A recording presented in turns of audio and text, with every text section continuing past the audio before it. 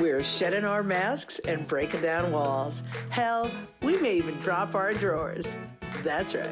We're going Commando with Angela and Dana. Hi, my name is Dana Sardano, and this is Angela DiMarco, and we are Going Commando. Going Commando is a little show that we put together because we recognize the importance of authenticity. We recognize the importance of all of us being true to who we are and presenting that to the world. And we're hoping by doing so, we encourage you to do the same. So welcome. Angela, how you doing today? I'm good. We're going to forget pretend like nobody else is in the room right now because, I don't know where he's going to be, but no, I'm really happy that we're doing this today. It's our last episode before the end of the year. And it's also our last episode of the season for gratitude, where we've been discussing the concepts in your amazing book, Beyond the 10, Decoding the Woo-Woo. So today we're going to kind of like pull it all together. We've got a special guy here who's going to like hang out with us and talk some witchy stuff with us. And it's just super exciting because this has been such a great season. Like just really digging into this book. The stories that Dana puts in her book are so like heart-wrenching, and you fall in love with her husband, and there's all these beautiful stories just about her as a person. But as she tells the stories, she also weaves in how she overcame different things at those stages. So, and using the woo-woo, to decode, like to the practicality of all of it. So this has been an awesome season, and I'm super, super excited. Long time. And, we can ignore this guy here for a minute longer while you do a little intro and pretend he's not here, talking third person. So thank you, Angela. So I really want to take the time, and I want to introduce our guest because he's pretty spectacular. This is Reuben Langdon, and I discovered Reuben on Gaia. Reuben has a show called Interviews with EDs, with the Extra Dimensionals, and this is kind of our existence. This is, these are our people, and watching. I'm just amazed at the work that he's done. So we have a mutual friend that I was like, oh my God, connect us with Reuben. Reuben's so awesome. And then I'm like, well, let me do some research on Reuben. And oh my God. So I have to say that one of the things that Angela and I pride ourselves on, and the people that we keep in our inner circle, what we pride ourselves on is our balance between the practical and the woo. Because if you're too woo, you're all the way out there. If you're too practical, you kind of got your head in the sand a little bit. But when you balance the two, you could really make magic happen in the world. So I do my research on Reuben, and he's like, oh my God, like a stuntman, and does like the motion capture stuff and the voices for video games, and has won awards and has done all this amazing. Oh my God, stuntman in Avatar, like this amazing stuff. And we're like, Reuben, will you be on our show? And he was so kind and so giving of his time and energy. And that I have to tell you in front of, our audience, that I really appreciate. But thank you for coming and being awesome and striking that balance and wanting to make the world a better place and doing really cool stuff. And thank you for being here. Thanks for having me. Glad we can do this. Awesome. Right out of the gate, Angela's chomping at the bit. Angela's got questions. So I have to say that when Dana told me that we were meeting with you, Reuben, I haven't heard of you. I haven't watched Gaia in so long. I love the channel. I just haven't watched it. And so I wanted to meet you without having any context. Just meet like human to human, like not knowing who you are, no star effing here going on, and you're just like the sweetest guy. Like you're super cool, you're super chill, like someone who I definitely want to like hang out with. I'm excited to collaborate with. And then I found out all the shit that you've done. I'm like, oh my God. So cool. Yeah. You got a pretty cool, a cool backstory. Yeah. I forget sometimes. And then I actually did another podcast that just came out a couple of days ago where I kind of go into my whole history of how I got to where I'm at. And I don't think about it all that much until I was listening back to the podcast. I'm like, oh my God. Oh yeah. I guess I've got some street cred. I've been a few places. Definitely do.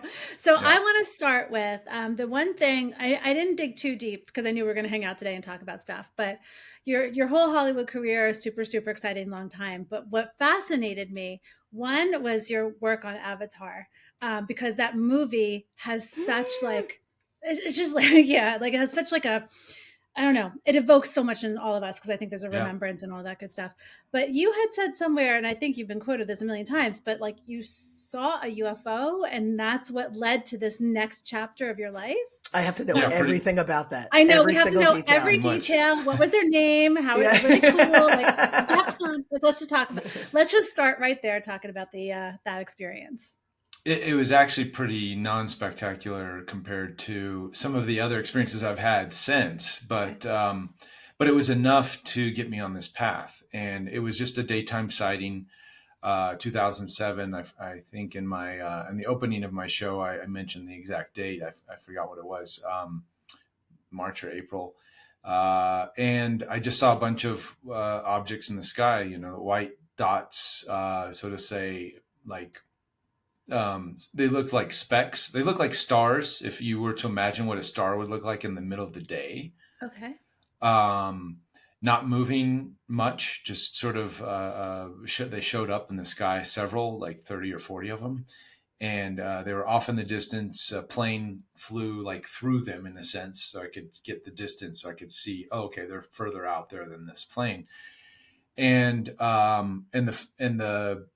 the whole experience lasted about like 45 minutes, maybe an hour at the most. Wow. And then they all disappeared. What were you doing? What were you doing at the time? Like, give us the visual of what we was wanna know happening. I was doing my laundry, actually. I lived in an apartment complex in Glendale, California, which is, right next to Burbank.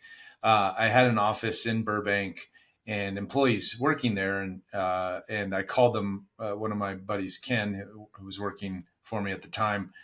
And I asked him if he could see it from his vantage point. I said, go outside, and he says, I don't see anything. And I said, okay, never mind. And I just kept watching it.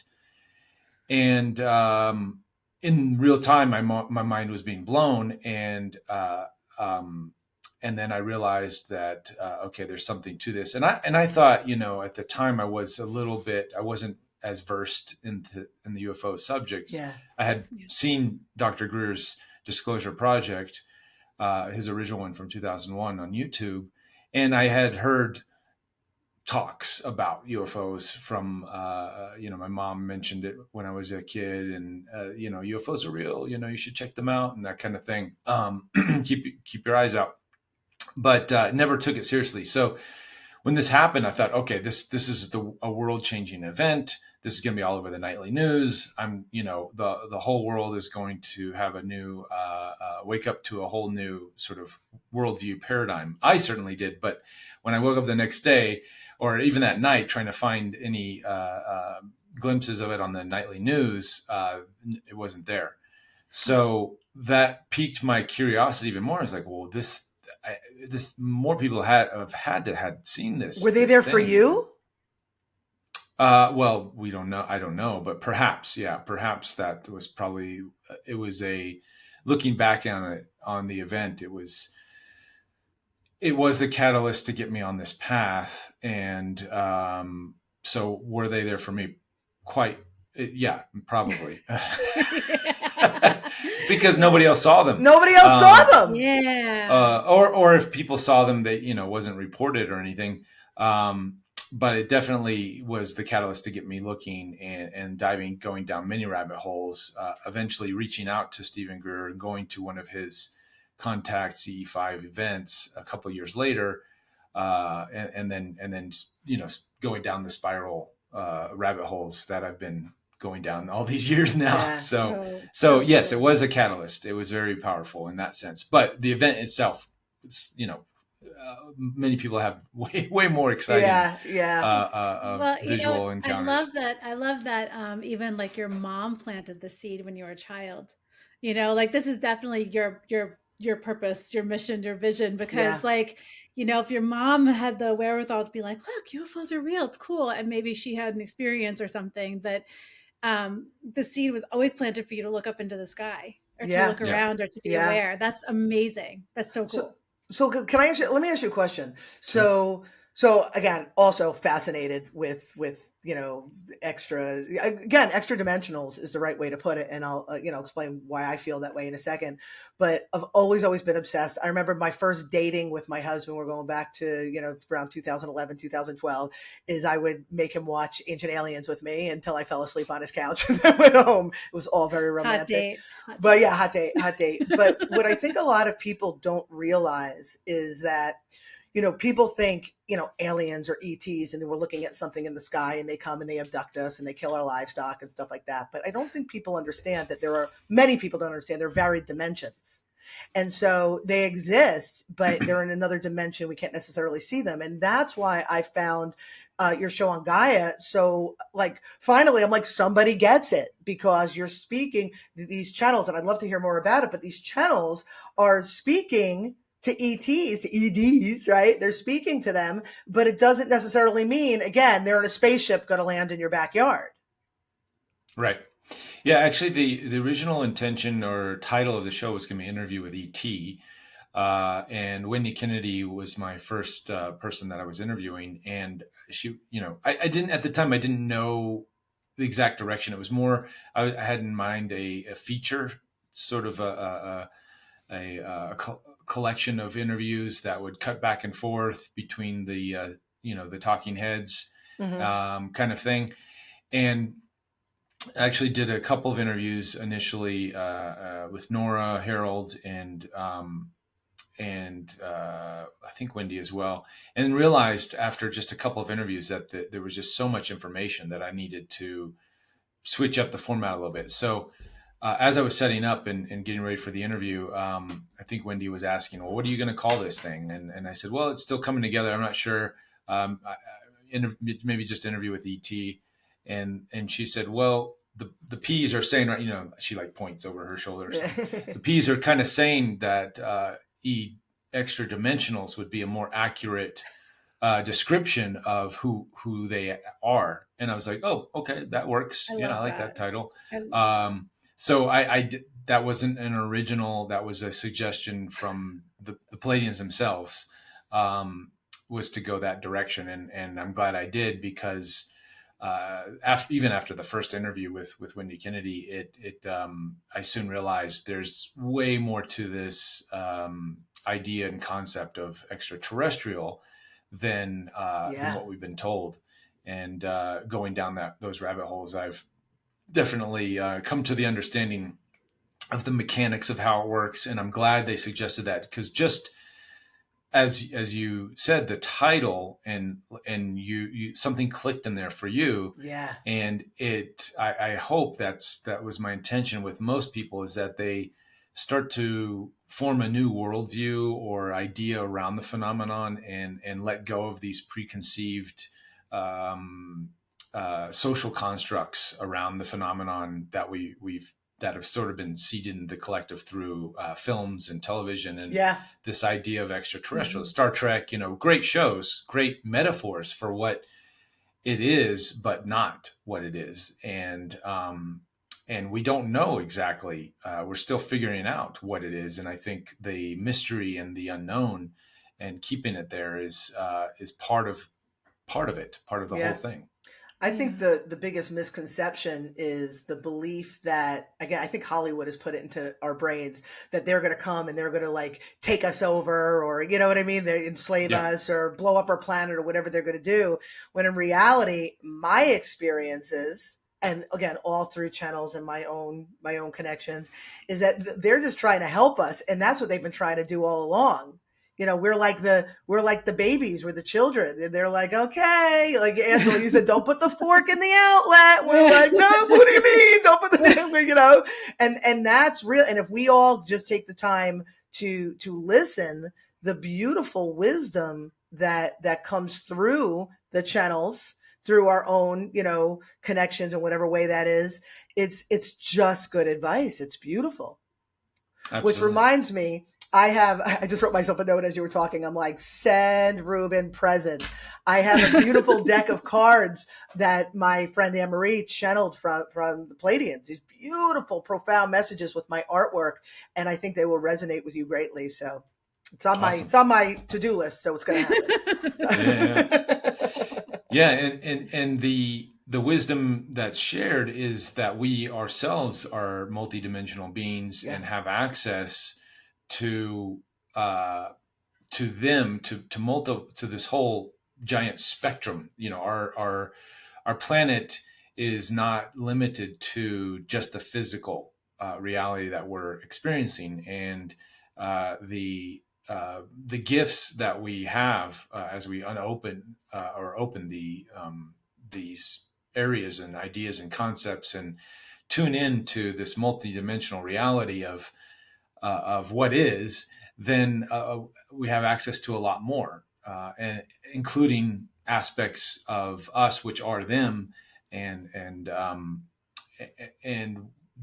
then with that we kind of get our superpowers going. We can kind of get these concepts and ideas of superpowers that we've had through the ancients and even also films and whatnot. But the thing is, as we open up to more possibilities, however you decide to frame it, whether it's ETs, extra dimensionals, or other, then those superpowers start to get activated and accessed. It's very exciting. Yeah. Do you feel a difference or a growth, especially in the last couple of years, more so in the last couple of months? Do you feel your superpowers are growing exponentially? Absolutely. Yeah. That's been the joy of doing the show, is being exposed to all of these people who already have had access to their superpowers through channeling or other modalities, and sort of just being sort of by osmosis, but being in the field and doing this work. It's been hard to go back to some of the older aspects of my life, which are a little bit heavier. It's been a nice slow transition, which has been good for my evolution and growth. But I've completely left Hollywood now and can't even go back into those realms because of the illusion has been sort of pulled over, so I'm no longer, it's like Neo seeing the Matrix. Yes. So there's so many aspects of that reality that are awesome, that I love, and really wish I could go back and be, a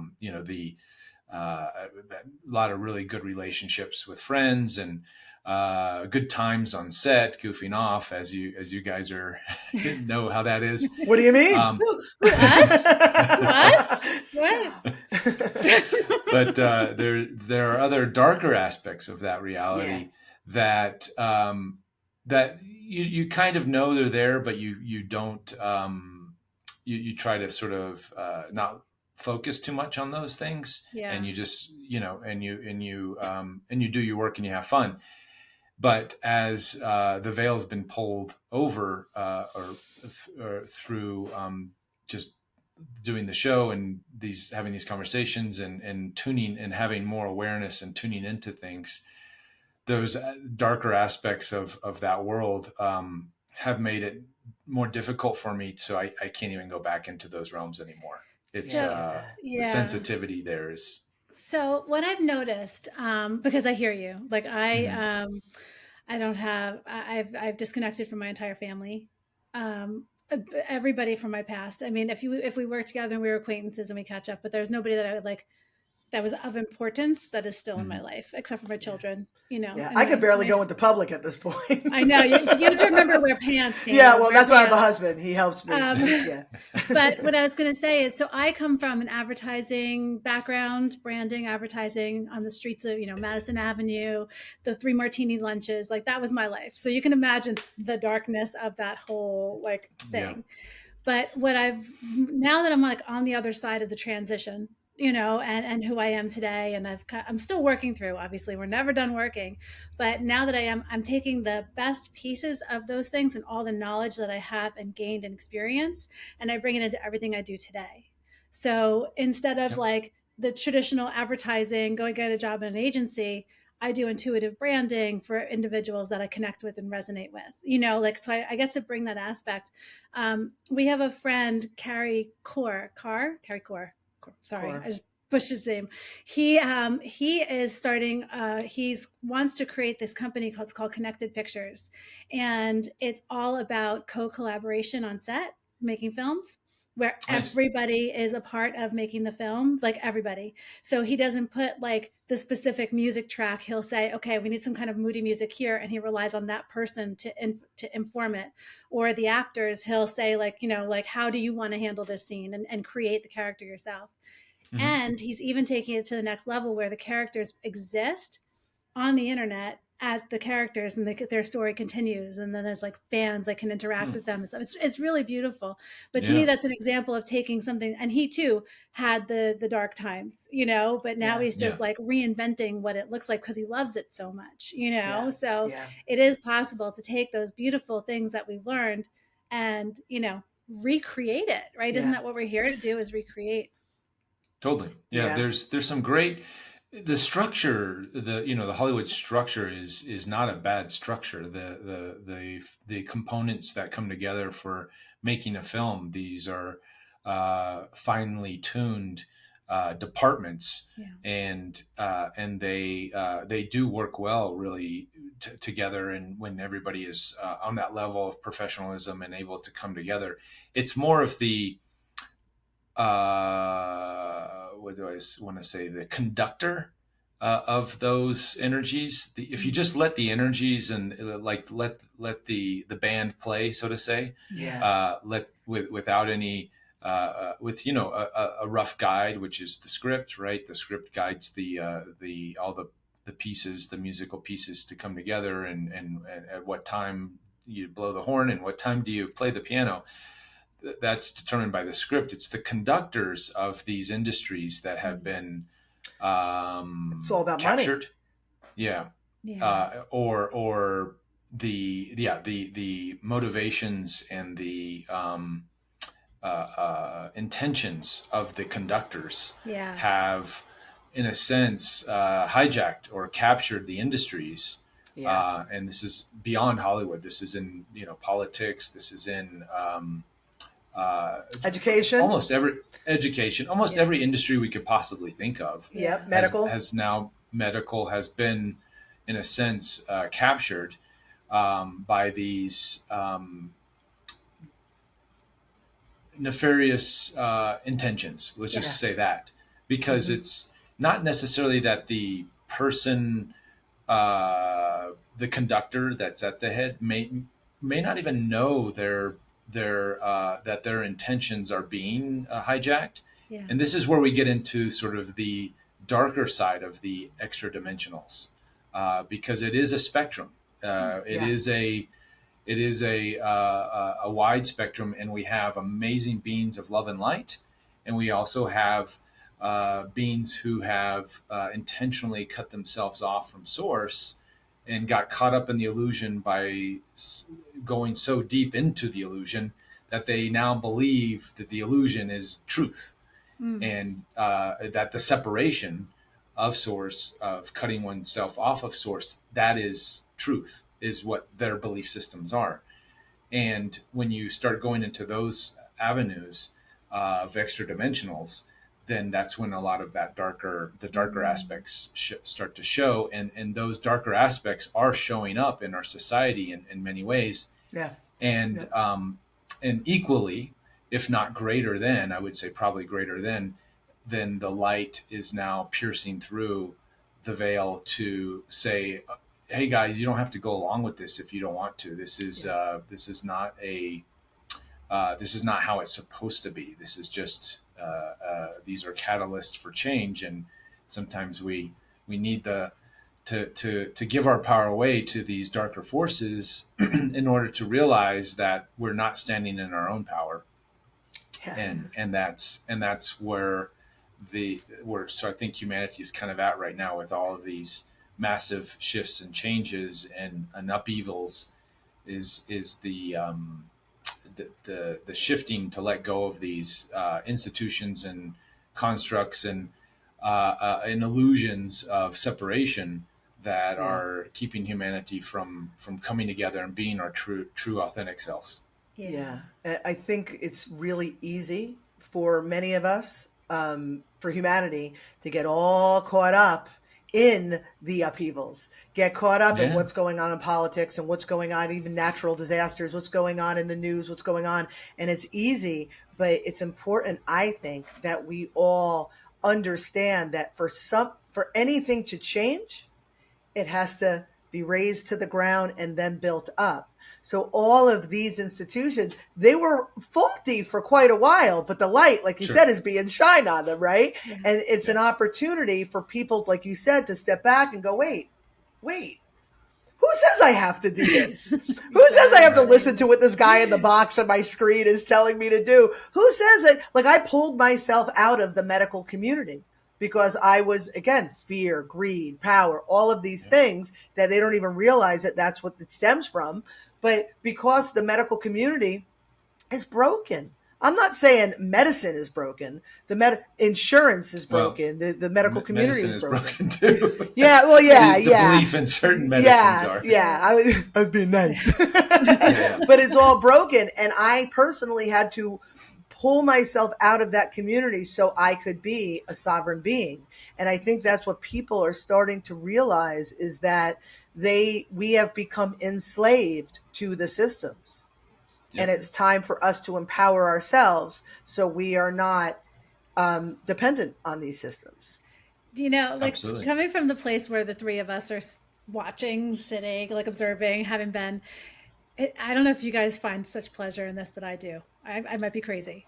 But when I see somebody or some institution or something going through its own dark night of the soul, I'm like, yes. Yeah. I remember a couple years ago, like when shit started really hitting the fan, and my husband, was all into politics in the news, and he would like read something on his phone and be like, and this happened and that happened. And I'm like, and he's just like, oh, I don't know what your problem is. Like tinfoil hat, eating my popcorn. But at first it was, he would get mad at me because if he's going to be mad, I have to be mad too.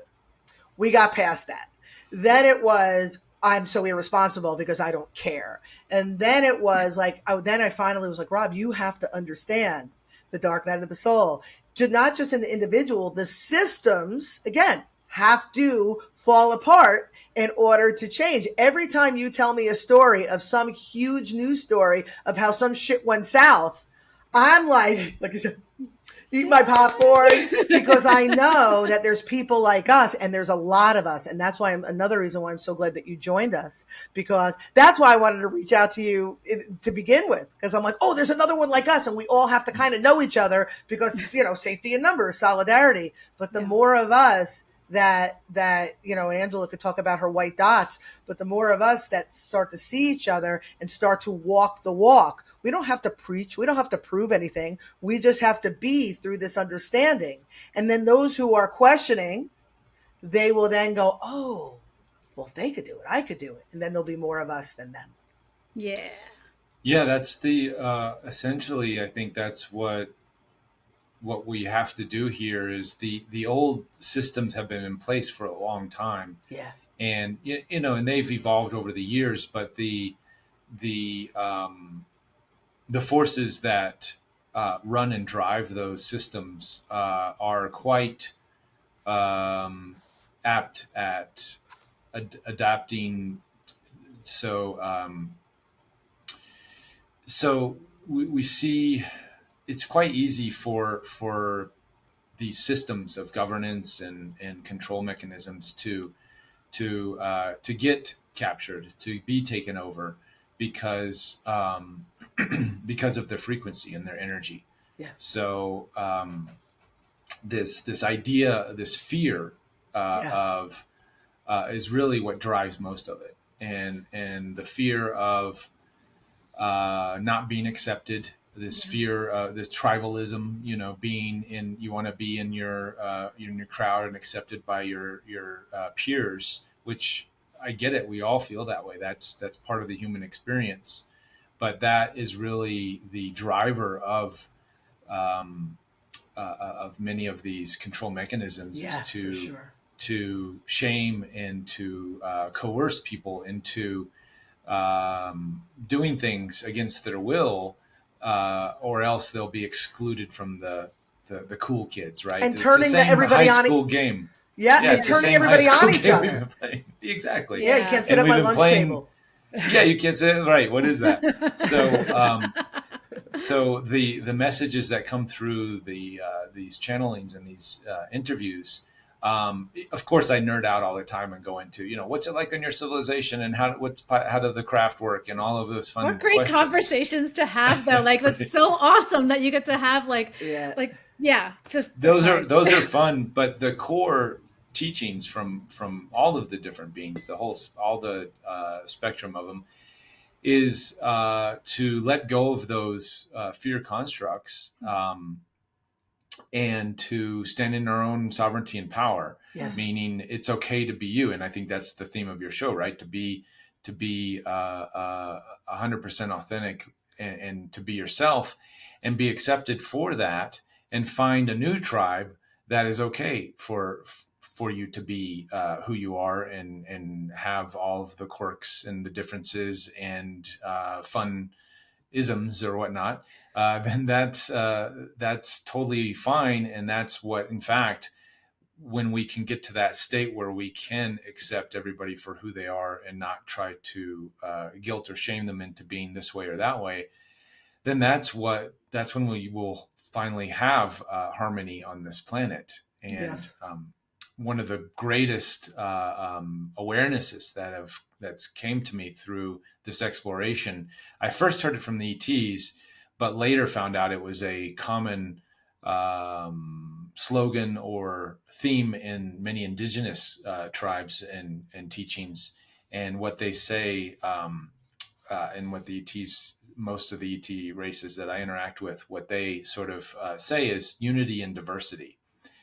And what that is it's a simple saying, but the unity comes from all of us having unconditional love for each other's individual beingness, whatever that is. So the more diverse you are, it doesn't matter how extreme you want to be, unique and different.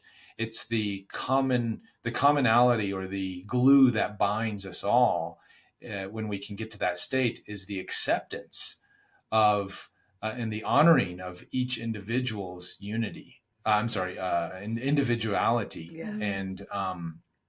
and uniqueness, and the honoring of that. So you can be a really nasty SOB if you want to, but it's the honoring of us allowing that person to be that SOB, and then probably keeping our distance or whatnot. But that is that honoring, which allows, for other civilizations that are of a darker nature, and we've heard the term Draco and reptilian and all of that stuff, but you can actually gain their respect by not trying to change them, but allowing them to be who they are, and then in return they allow you to be who you are, and then there's this mutual honoring, which is that unity and diversity. So it's not about changing someone or even a negative entity to change that into something that it's not. It's just like, okay, I know who you are. I know what your role is. I honor that. And I request that the same honor be allowed to me in my beliefs and in my way. And that is the glue that will bring us all together. Which is so awesome, because that's from your experience with these conversations with these beings who are not of us. They're not human like us, right? Right. But that's like on the practical side, right? Because that's the whole thing about decoding the woo-woo. On the practical side, think about that in life, right? Mm-hmm. I am currently in the middle of getting a divorce, but I have no ill will towards my husband. I have no anger. There's no arguments. It's just like, this is who you are. I accept who you are. This is who I am. I accept who I am. We're not a good couple.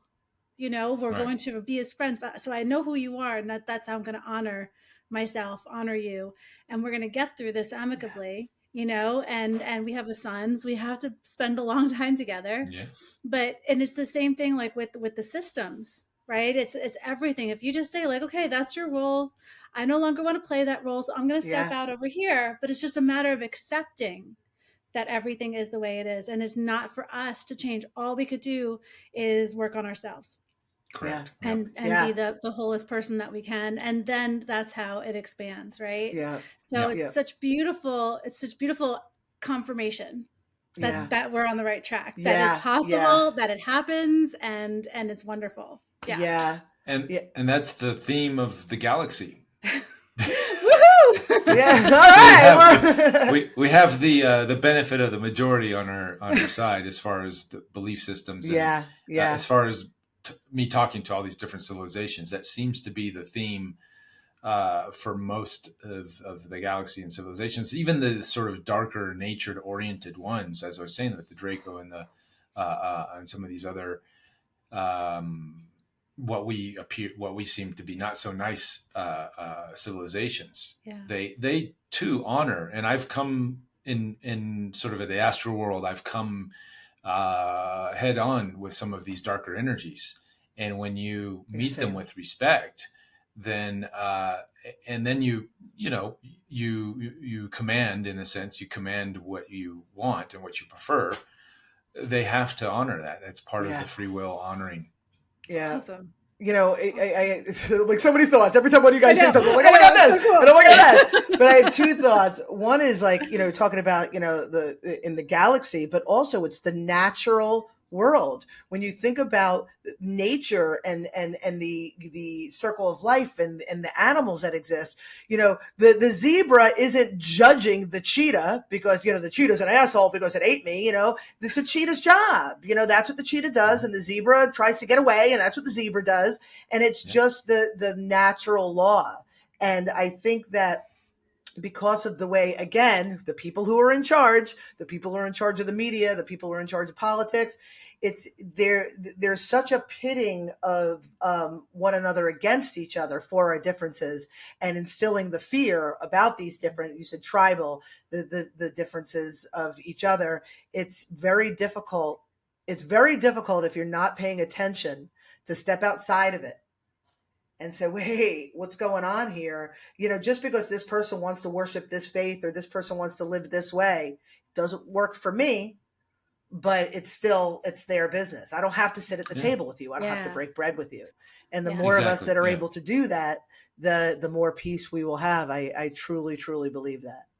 Awesome. Yep.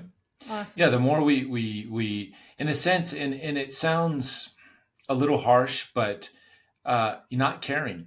Like, I don't care about what you do behind the scenes or do your thing or whatever, as long as you're not causing harm to another or to me and to my, you know, whatever.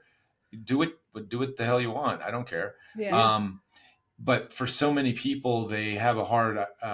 They've been entrained to, and a lot of this is, you know, social construct manipulation that. You know, that they've been sort of brainwashed to believe that if you have to do this or you have to do that or you have to be part of this group, and if not, then the whole world's going to fall apart. Mm-hmm. Yeah.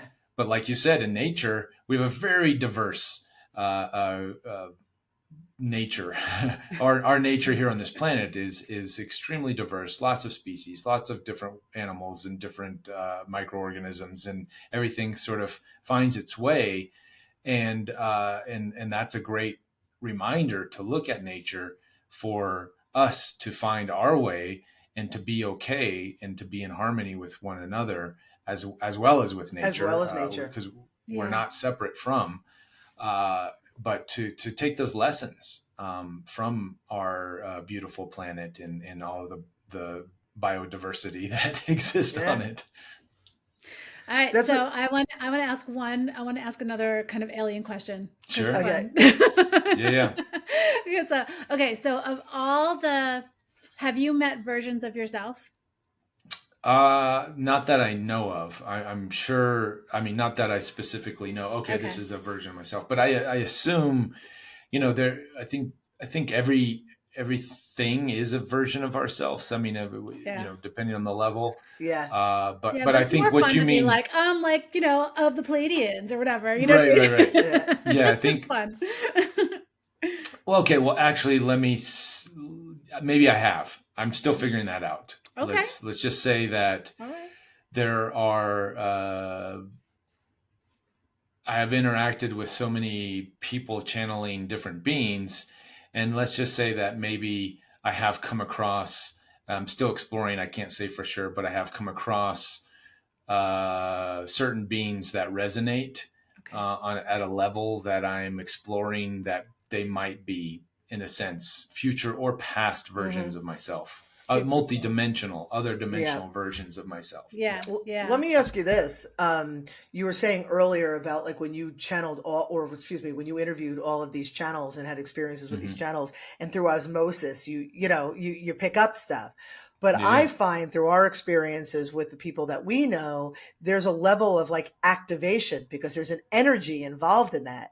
And I know our one friend Anne-Marie in particular, like when she would channel for me, like early on, I would always walk away from it somehow being bigger, better, stronger, like whatever was going on with me. Do you find that all of these interviews and all of these interactions, because I'm sure you've been with channels that you didn't interview, but do you find that something activated, like the next day you're like, I didn't know I could do that?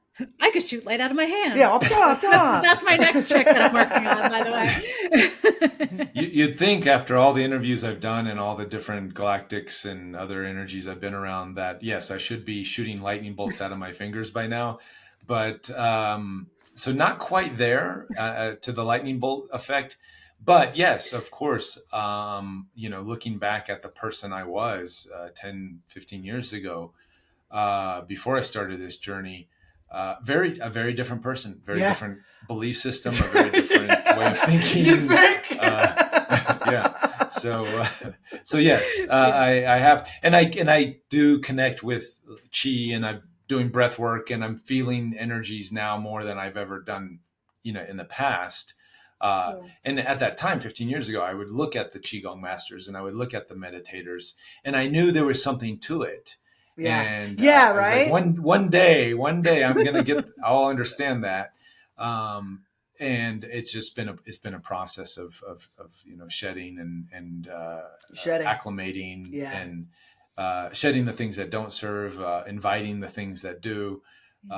So it's been a journey, and for sure I have way more superpowers now than I used to, but not levitating and not shooting lightning bolts yet. You know what though, Reuben? Check back with me a couple years. Yeah. But I find that no matter all the messages, like I just looked over at like the deck of cards, like with all these messages and all the stuff we've picked up along the way, there's so many varied versions of the messages. But for me, it feels like it always comes down to, releasing what doesn't serve you and bringing in what does serve you.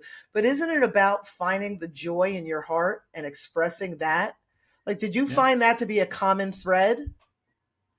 Yeah, absolutely. I mean, that is the, one of the space aliens that I interviewed, Bashar, Daryl Anka, who channels Bashar. He has this formula that he shares with his listeners. And I have, to the best of my ability, been trying to follow that formula for life. And that is out of every moment, every now moment, out of all the choices that are made available to you, you pick the one that excites you the most. And you do it with no expectation or insistence on the outcome. And you do that with integrity. So that has been, that's a big one. So that whole saying, I've meditated hours on that, and I've tried in every moment, I tried to live that to the best of my ability all the time. And it has had profound results. So to sort of translate that, what that means is our joy is the universe, universal energy that is flowing through us all, that is guiding us to be the best versions of ourselves. Yes. Yes. Preach it, Reuben. Yes. And to sort of try to box that in, or to try to discount or not follow your joy is it's doing a disservice to not only yourself but to the universe. Yes. As I believe through these explorations, that we all are unique puzzle pieces to this cosmic journey that we're all going on. Yeah. And each puzzle piece has its unique etchings and picture on it, and for it to fit perfectly with all the other puzzle pieces is that joy aspect. So we don't have to worry about, well, if I'm following my joy, am I going to be taken away from somebody else's joy? No, that's not how the universe works. The universe, look at nature, as we were saying earlier. Yeah. Everything just fits like a glove. Yeah. And yes, there are cheetahs that eat zebras, but that process, we have to trust the universe, that process does have a purpose and is serving Yes. the cheetah, serving the zebra, and all the other organisms and microorganisms and things that exist within that ecosystem. Yeah. So we as universal beings also have our own ecosystem if we choose to harmonize in that. And the best way to do that is to follow our joy. Yay! Now, clearly, clearly you might, then the argument comes, well, what about someone who enjoys killing people, right? So then you're like, well, that's out of integrity, because integrity, the integrity aspect means having integrity for yourself, but also for the others around you. Mm-hmm. And that, so that integral aspect is sort of the gatekeeper, or the check that keeps everything in check. So if your desires seem to be a little extravagant or out of imbalanced, harmony, out of a balance with everybody else, if your joy, right, is to do things that are out of balance, well, that's where that integrity comes in, and you really have to listen and follow, and perhaps put aside some of your desires or joy because it's out of integrity. So yeah.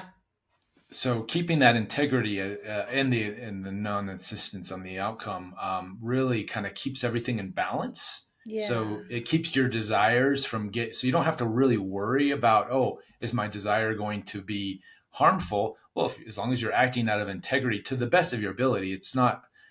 It's hard sometimes to read all and see all the energy signatures that your action for following your desire may cause. It's definitely that underlying, like when I haven't had a drink in 13 and a half years, almost 14 years. But so my joy was to go out and get hammered. But that was because it was underlaced with so many things that were broken that I had to fix, right? So it's not just being like, well, I want to do this because it feels good. Well, right. No, you got to ask yourself the motivation right. behind it. And like you were talking about integrity, and I'm listening to you, and I'm like, if you enjoy killing people, it's not as humans, our natural inclination to do that. So there's something misaligned within you. So follow the joy, but also align yourself in a way that you have personal integrity with your sense of empowerment, all of them. I'm not going to go through the whole the system. Yeah. But Angela, I have to ask you, because I would love to hear what Reuben's doing now. Do you have any of your alien questions, anything, any of your fun stuff before I move on to, before adults are talking? No, I don't want to do adults yet. Fuck that. I have so many questions, Reuben. I think we're going to have to be like best friends now, so I can hang out with you and talk to you about this. I'm going to send you prezzies in the mail. You could, give us your address, publicly. But I just wanted to one thing to talk about what Bashar had taught you with that formula. It's so interesting because Dana has helped me learn how to organize myself. I did not have that skill, and she had to teach me that skill. It was causing me frustration. My to-do list would pile up, whatever. So she taught me how to do it. And we would always start by saying, what are the projects that make you feel good? What do you want to do? Yeah. and then let's put those at the top of the list and prioritize those. And then there's like the what do we have to do stuff, let's take care of it. But when you do the stuff that you want to do and you love and you get that out of the way, then all the have to do's are like so much easier, right? Because it just feels really good. So it's really cool that, like, you know, Bashar was saying the thing that Dana like kind of taught me how to do in organizing. So I just wanted to throw that out there. So shout out to Bashar, thank you so much. Well, shout out to Dana because I'm so smart. Well, he also uses, I love this analogy. So if it's not your highest excitement in the moment to do the dishes, let the dishes go.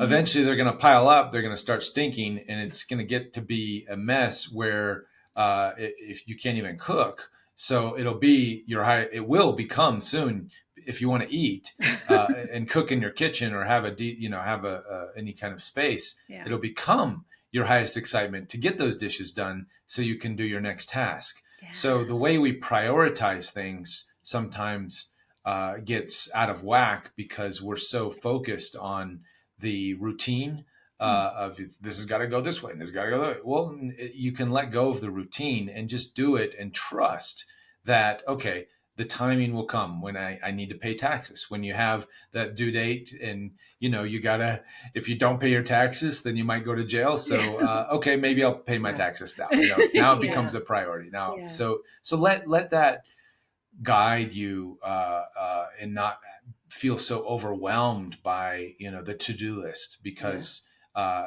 it'll get done. It'll get done as it's supposed to, and just trust and let go of, and that's the thing is because now you're fulfilled. You feel this fulfillment because you are doing the things at the top of the list. Yeah. So it's because you're filling that desire, that gap, mainly that, and you're taking care of that. So by the time it comes time to do the dishes or do the taxes or do the things that you don't want to do, it's not such a heavy burden because you're being fulfilled in other ways. Yes. Prove it more like that. Yes.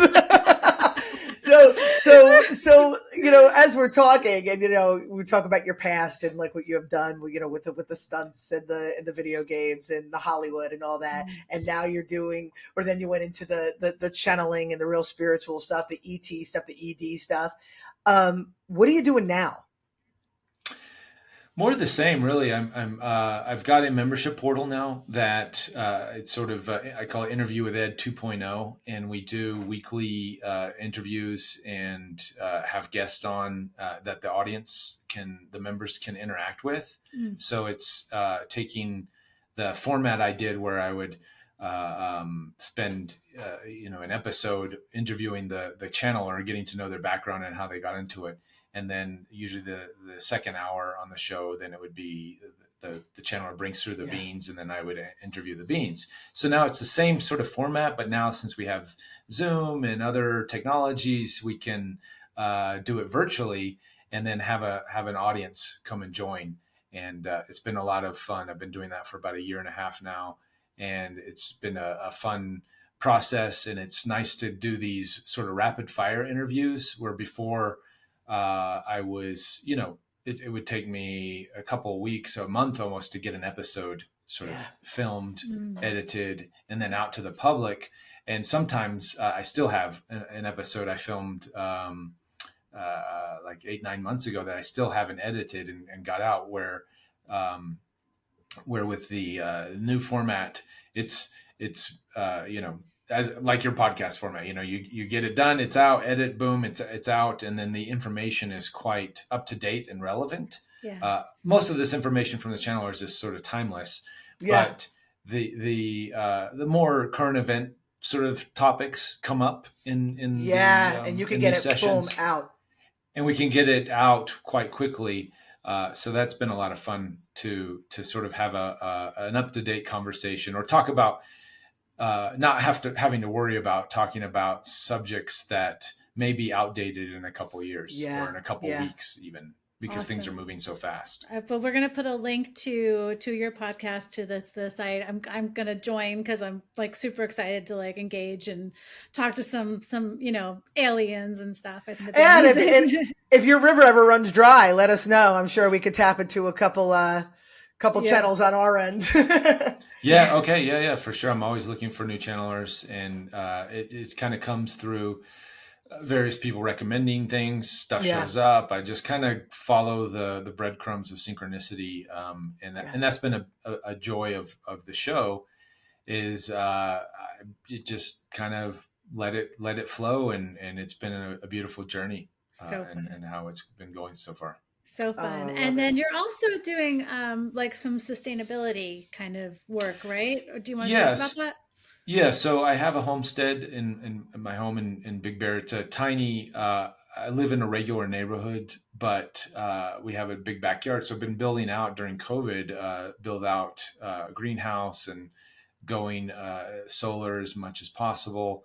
Another alternative energy, looking at different ways to be more in harmony with the planet, Mhm. and living in that way to sort of see what I can do to consume less and do more in the sense of not being as reliant on some of these external systems Yes. that and that so sort of taking the teachings from the ETs and being in our own personal sovereignty and extending that in my environment as much as possible.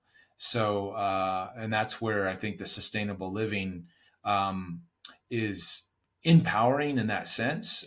Not that everybody needs to do it, of course. That we're not there with our technology or our social constructs yet, Mhm. but you sort of walking the talk and embodying physically the to the best of my ability these principles of Yeah. of sovereignty, food sovereignty, energy sovereignty, Yeah. and with that comes a great empowerment, feeling of empowerment. So you're not reliant on the current paradigm of ways of life, which thank God I've moved in this direction because I have been a bit vocal about certain aspects of the say the machine, the the machines we were talking about is the institutional machines, and Hollywood being one of those. So I was early on gifted the cancel culture ticket, and in 2019, actually before COVID, before cancel culture was even a thing, I was Yeah. canceled by Newsweek. Actually came out and did a hit piece on me Really? because I was vocally speaking about some of my ideas and beliefs. Wow. Because the around media, the little Right. puppets. So I got to experience that early on, and then move into the direction I was moving. So because I wasn't reliant on a paycheck by that system, so I didn't have to worry about censoring my words, and Yeah. that's where a lot of people get into. That's where these control mechanisms really start to come into play. Is the again the our reliance and sort of our need to live and work in society, and the more we can disconnect from that and be our own independent sovereign selves, not just with our beliefs but also with our actions and how Yes. we operate, then that's less of a control mechanism that we are then sort of being used. I know I'm going on all kinds No, of circles, it but makes I'm total making any sense. It sense. makes total sense. And I think it's a really great conclusion of what we're talking about, because we touched on the exact point you're making throughout this whole conversation. And it really is. I'm always talking about personal empowerment. You know what I mean? Like Angela, the Yeah. brand empowerment, and you're talking about the empowerment of your environment. And it's really just about being, we don't have to be crazy, go off the grid and do anything crazy, but just to remember that the fewer systems that we are reliant on, the more reliant we are on ourselves. Or flip that, the more reliant we are on ourselves, the fewer systems we have to rely on. And if we all can do what's comfortable for us and expand that naturally, that's how you make the world a better place. Look at this, just between the three of us. Okay. So Dana, you're no longer reliant on the medical institution. Reuben, you're no longer reliant on the entertainment institution, we'll call it, because it is of its own thing. And I am no longer reliant on the corporate institution because I have broken those chains. That was my thing. Like, you have to make all the money. And that's part of the reason why I'm getting the divorce is you have to get that 6-figure paycheck because you can do it. Yeah. Well, no. No even the educational for me, I was a part of the educational and I'm still an educator, but now it's on my terms. Now it's my curriculum. It's my instruction. Yes. Yeah. Yes. And the more we walk the talk, then we're way showers for others to let them know that they can disconnect and do that. And there's nothing more satisfying than taking a vegetable or a tomato or an egg from a chicken that's in your backyard that you know exactly what you feed it, and your energy is more contained because now you're focusing your energy and intention into something that's providing back to you. Yeah. And that happens on these bigger scales as well. Everything is energy exchange, but a lot of manipulation has happened with the more steps that we've sort of, and we have this with agents, and we have this with the pharmaceutical industries and these types of things where the people are giving their power away by going through these other mediators. Yeah. And that's why the farm to table construct that's becoming more popular, the food just tastes way better. Yeah. I had a garden. The nutritional value. Yeah, I had a garden for the second year in a row. I had a black thumb before I moved into my house. And I remember like my tomatoes last year, I bought plants and put them in the garden and they grew. And I was like, wow, this year I actually grew them from seeds. And my cucumber plants, like all summer, my kids, they were like, all right, enough with the cucumbers. But like we had so many cucumbers. I would go outside, there'd be these string beans hanging out. I'm like, look at you, thank you. And I'm like, God, it just tastes good. Eating them off the vine. And that's a direct energy exchange. So that energy that you're putting in there and that gratitude is going straight into your body now. So you're in a sense that you're becoming your own free energy device. Yeah. Because now you're no longer having to go to the grocery store. It's good, and you should have the gratitude of the grocery store and all the people that work there and all the mechanisms that brought that food to us.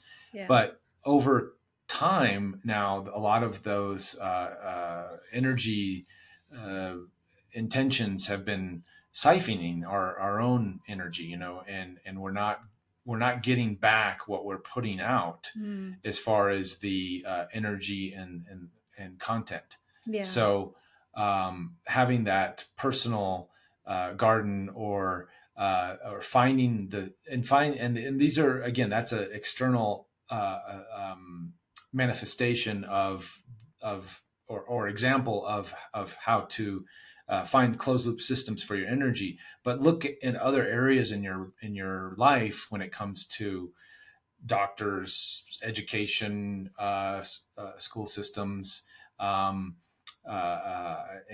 just other ways that you're using money, and which is your energy.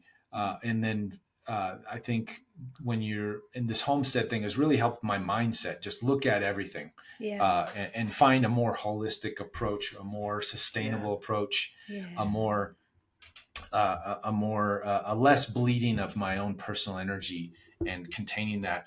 And then that way, when I do something, it's the energy waste is not there. Yeah. If that makes sense. It's that makes total right sense. To me. It makes total sense. Oh, this has been awesome. Yeah. This has been awesome. Reuben, thank you. Thank you for joining us. Awesome. And what?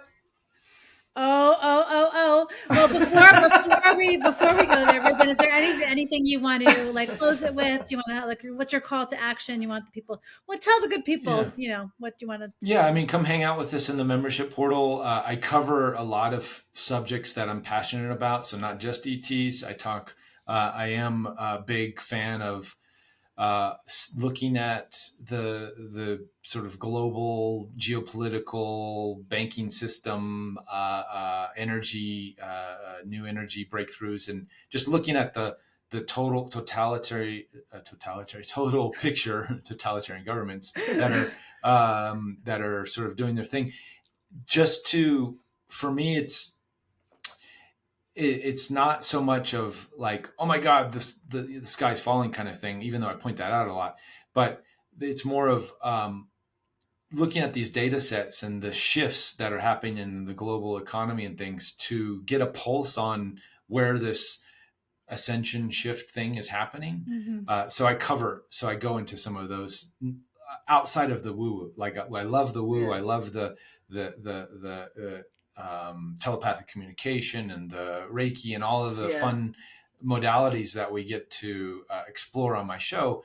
But I guess, what you guys even mentioned, there is a practical side to just looking at where we at with everything that's going on the planet, and how do we best navigate for these extremely turbulent times as the rest of humanity is catching up to find their way.